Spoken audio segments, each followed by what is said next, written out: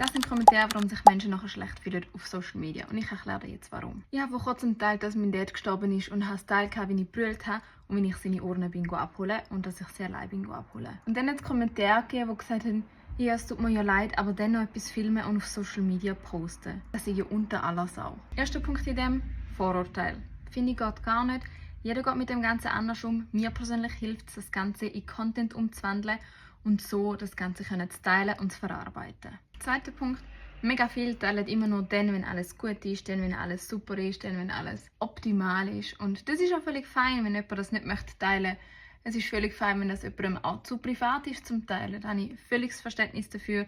Es ist nicht jedem seins. Dennoch ist es jedem seine eigene Entscheidung, was er macht. Und wenn jeder nur immer postet, was schlussendlich schön ist auf Social Media und was alles gut ist, ist nachher die Person, du, die jetzt gerade das Video anschaust, hinter dem Handy, sind die nachher sad sind, weil sie denken, in ihnen im Leben läuft vielleicht da nicht gut, da nicht gut, da nicht gut, da nicht gut.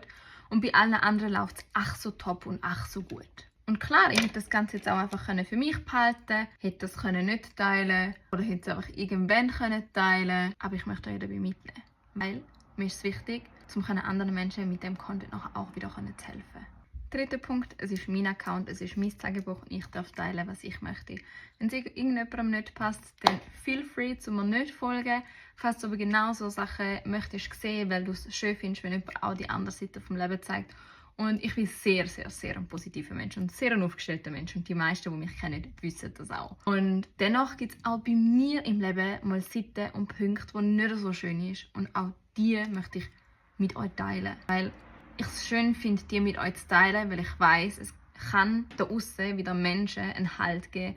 Es kann da außen Menschen wieder eine Motivation geben. Und es kann Menschen wieder an sich selber glauben lassen. Und das ist genau das, was ich möchte erreichen. Ich möchte, dass du an dich glaubst. Dass du an dich glaubst, dass du alles in deinem Leben kannst schaffen und erreichen. Das ist mein Ziel. Was ist deine Meinung dazu?